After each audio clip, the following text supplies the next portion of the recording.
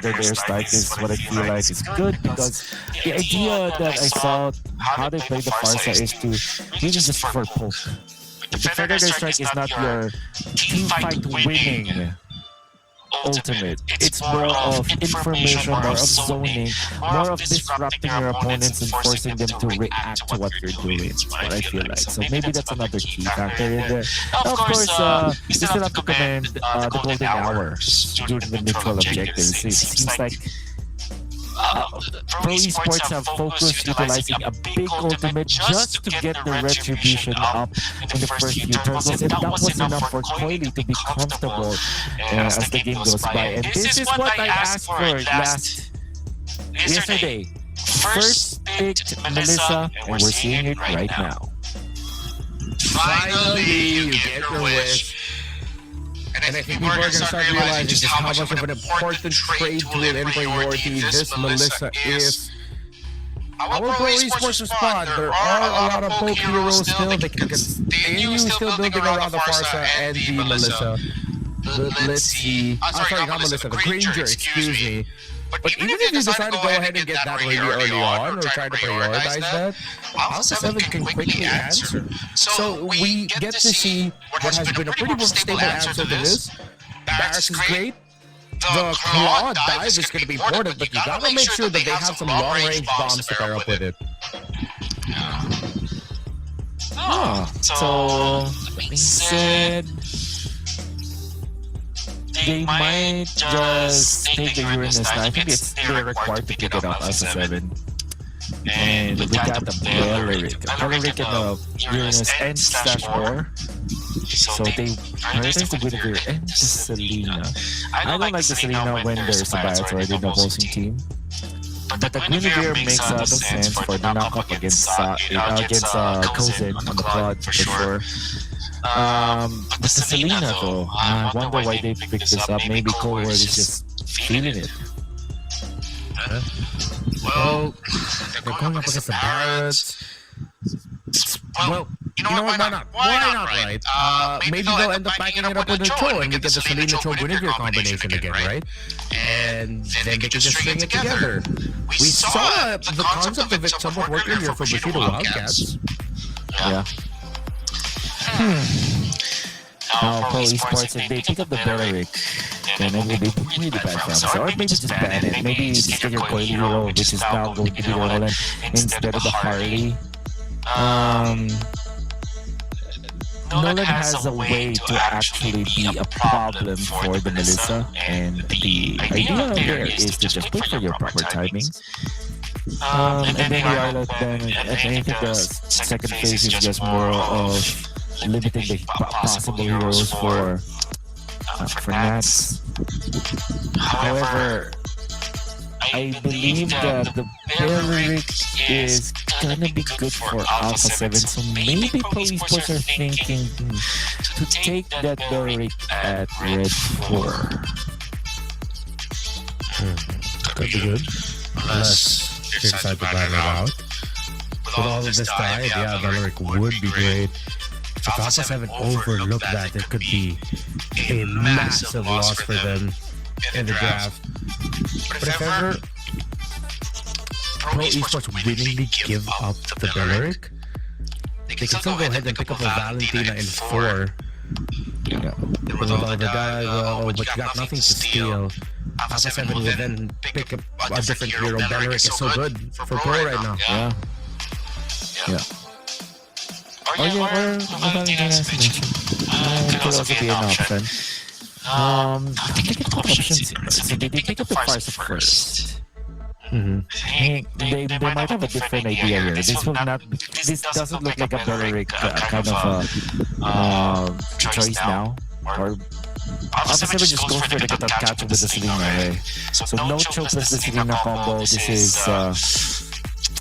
strange pick, if I may say so myself. It doesn't really pressure the Nolan at all, but again, Alpha 7 still has that option. Is this a Yu Zhong from Nats? Or a Lapu Lapu? I feel like a Lapu Lapu would be better so that they will have more damage. Would be a great pickup. Oh, but they decided to go for stability and get the Rizzo, so they're really putting all of it in the Zia basket, on this Melissa basket. So they're telling him, hey man, we're gonna give you another shot. Time for you to pop off, because this entire composition is built for you. Makes me think what is a... Apart from the Belleric, what is a good blade armor carrier here so that they can counter this Melissa eventually? Or maybe a dive, maybe even a Khalid, you know, for pro esports so that they can get into the back lines. But I feel like a glue. But there is already the Melissa. Okay, this is an interesting pick, but it does answer a lot. So number one, it's okay against the Selena because it can go for the split and you can tank some damage, even step on traps, even actually soaking the arrow if needed be. It has a lot of utility actually here for pro esports.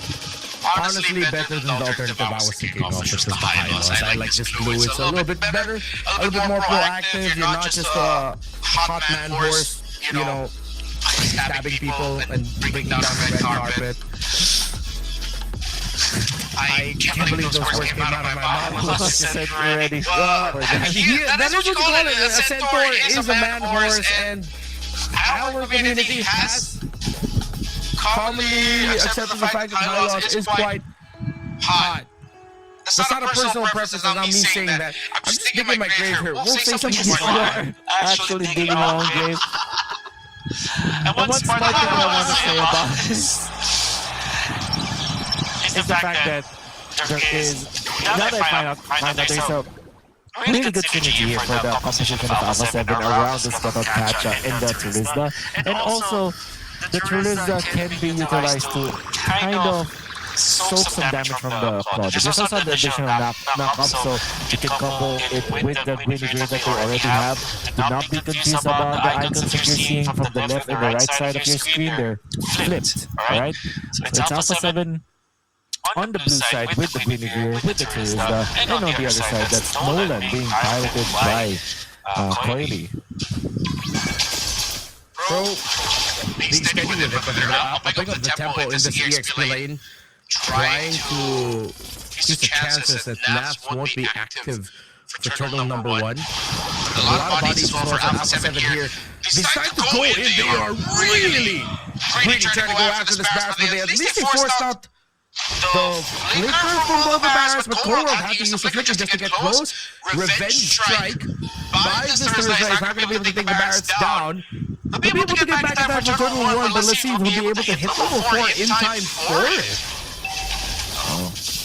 Someone wants to force Zia out there with so much damage actually to the stage of the game. You don't appreciate that as in the laning stage. Coily is level 4, so is best player 1. You're gonna be wary of where the junglers are gonna be moving. Taunted, PvP has to get out there. Has the skill to us to split, has to get out for sure. And just like that, Alpha 7 have focused on their turtle, but they will lose their purple in the process. Good trade for pro esports, unless of course somebody dies, which is going to be the glue. If they want to go for the invade, this could be good. Yeah, people really did not need to do that. I mean, the information was there unless he was just trying to bait out all of these skills, but they still have locked Naps straight into the back. Finds the Farsa, the entry with the AOG, Alpha 7 doing what they can to get even more. With the purple buff at the end of the day, will end up in the hands of best player 1, as Coily did get the purple buff off BP1 earlier.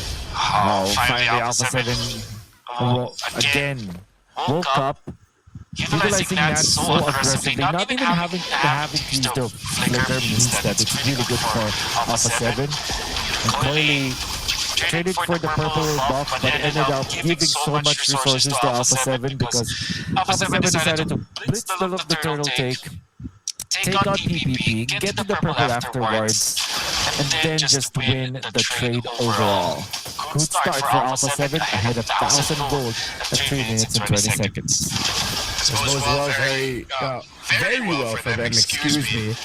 When you want to get with this kind of lineup is BP want to get kills, get his items quicker so that it makes the process and eventual power spike of the Melissa so much smoother that it's going to be seamless. It doesn't feel like there was a transition from early to mid game. It just happens in a snap. And they pretty much take that condition as long as Sia does not get an unnecessary death. You can lose any other member of Alpha 7, but you cannot lose this Melissa if you want the power spike to hit at the perfect juicy time for it. Pro, on the other hand, they do have burst. They can use that burst to try and get someone. The problem is, the response of Alpha 7 potentially in those river skirmishes with all of that crowd control could even be fatal in that attempt for Bro Esports to get a one pick-off. Yeah. Seems like the MO now for Pro Esports is just to stabilize one minute. Just calm down. Eventually they will get to the point where they can now take out the members of Alpha 7, but at a specific moment it's not advised for Pro Esports to actually engage. Alpha 7 feels that way. They want to be the ones to decide whether or not they will team fight. And they are putting 4 members up here at top. There is the flicker after the Daytona. Welcome in the Great One. Spray down, bites the deck. Shark onto the backlines, gonna have the AOG to get out of there. Sorry, I'm feeling bad player is actually so good. Again, go away. It's gonna keep Melissa safe for now. Zia gets out of there. Kuzin has to pop BMI to just get out of there. And it's gonna be enough for Pro Esports to actually take out some members of Alpha 7 up top and give Kuzin some farm. Perfect initiation there from the Barretts. It's all these Barretts players. Great with it, clean with it. Sound didn't have the feathered airstrike, but when Kojin decided to go in with the blazing duet, as he did utilize it for that pickoff. Better than nothing, they did get one, and it was the jungler too. But it's this Melissa, it's this prized golden for Alpha 7 that they built their composition around that still stayed alive. They switched up the lane, Snap decided to go up top to hold that.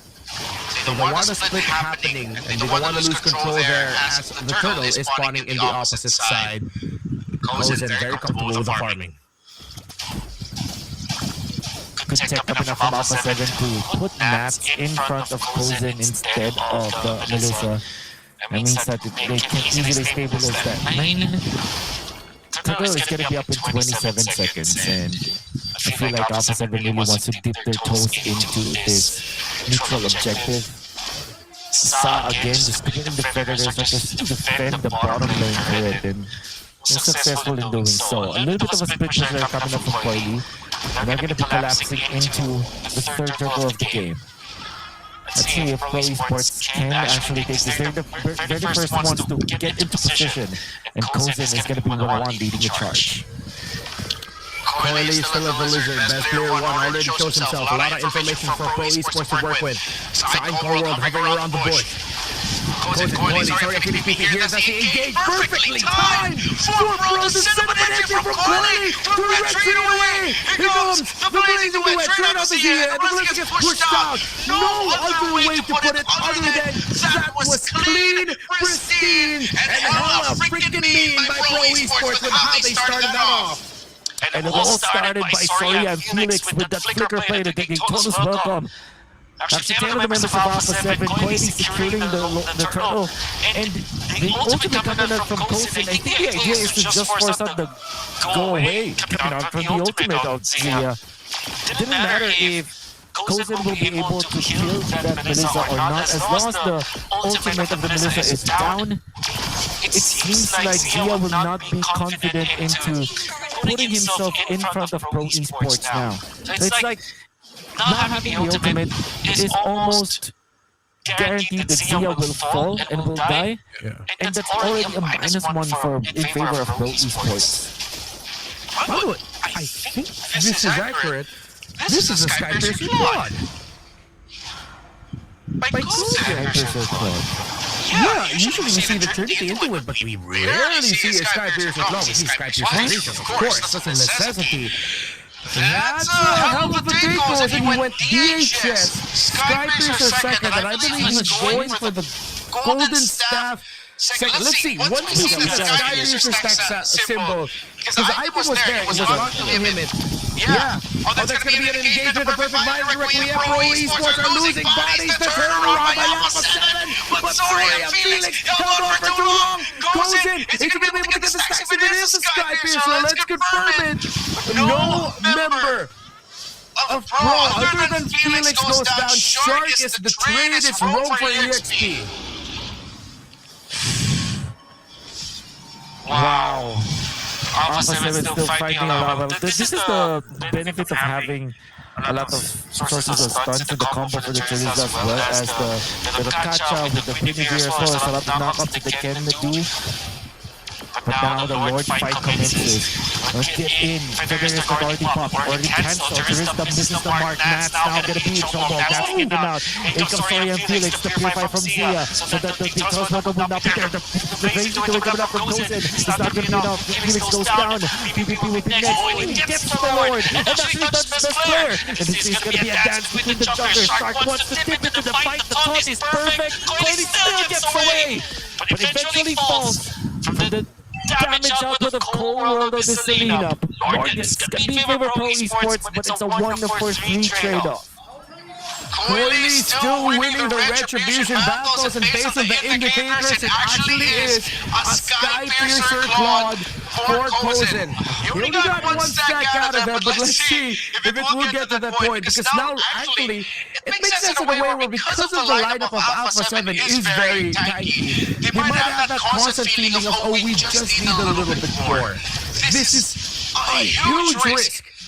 Getting pulled out by Kozen, but it might just be crazy enough to work. They march in with the Lord up top.